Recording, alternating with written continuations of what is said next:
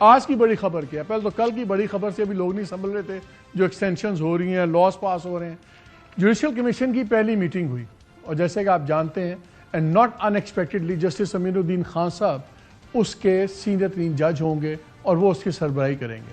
Interesting جو vote ہوا وہ ذرائع کے مطابق 7-5 کا ووٹ ہوا، اور یعنی کہ justice Yahya Afridi sahib chief justice ہی ایکچولی ووٹڈ اگینسٹ اٹ اس ساری چیز کے۔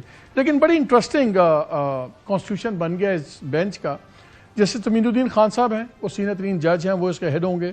جسٹس عائشہ ملک ہیں اس کے اندر، جسٹس نعیم اختر افغان صاحب، جسٹس جمال مندوخیل، جسٹس محمد علی مظہر، جسٹس حسن اظہر رضوی صاحب، جسٹس مسرت ہلالی صاحبہ، یہ خیبر پختونخوا سے۔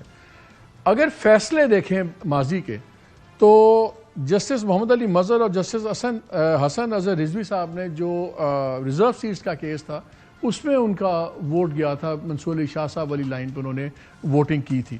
اور جب لیگل ایکسپرٹ سے آپ بات کریں تو کہہ رہے ہیں کہ ایکسپیکٹ اب یہ کیا جا رہا ہے کہ آئندہ ہم جو فیصلے دیکھیں گے وہ شاید 4-3 کے تناسب سے ہمیں نظر آئیں گے ان جوڈیشل اس آئینی بینچ کے۔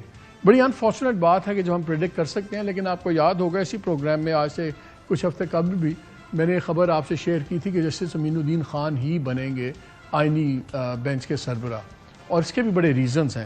ایٹ دا سیم ٹائم ایک اور بڑی انٹرسٹنگ ڈیولپمنٹ ہوئی۔ سب کا خیال تھا کہ یحییٰ آفریدی صاحب اب آئے ہیں، چیف جسٹس بنے ہیں، منصور علی شاہ صاحب سے ان کا پرانی دوستی بھی ہے، سب کچھ ہے، تو وہ اب جوڑ لیں گے سپریم کورٹ کو۔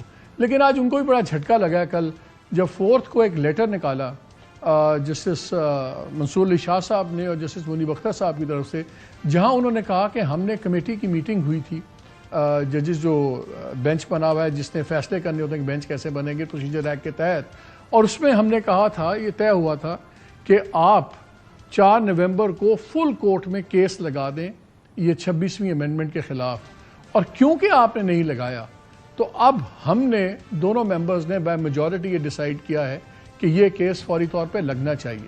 تو رفٹ اب بڑا سامنے آ گیا، اور جو خیال تھا کہ شاید، because آپ کو یاد ہے کہ منصور علی شاہ صاحب نہیں بیٹھ رہے تھے پہلے اس کمیٹی کے اندر، اور جب یحییٰ آفریدی صاحب بنے تو وہ ان کو منا کے واپس لے آئے، اور منیب اختر صاحب بھی آگے۔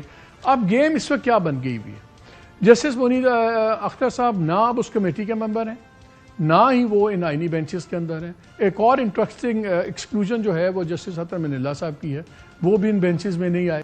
سو اب نظر تو یہ آ رہا ہے کہ گورنمنٹ کو ہر چیز اپنی مرضی کی مل گئی ہے۔ جو جوڈیشل بینچ بنا ہے وہ بھی ان کی مرضی کا بن گیا ہے، آرمی چیف کی بھی ایکسٹینشن ہو گئی ہے، دوسرے بھی جو ان کے بلز سے جوڈیشری کے سارے تھنگز لگتا ہے کہ سارا لاک کر کے بیٹھ گئے۔ کیا اب یہ گورنمنٹ بہت زیادہ سکون میں آ گئی ہے، جوڈیشری بھی قابو میں ہو گئی ہے؟ لگتا ہے فوج بھی ان کے ساتھ مرہون منت ہو گئی ہیں، بیکاز ایکسٹینشنز بھی ہو گئی ہیں۔ چل پائے گا کام؟ کیا عمران خان اور پی ٹی آئی کے لیے لمحہ فکری ہے؟ تو ہم نے کہا ان سے بات کریں جو ڈائریکٹلی تمام چیزوں میں انوالو ہیں۔ خواجہ آصف صاحب ڈیفینس کے منسٹر ہمارے، السلام علیکم خواجہ صاحب۔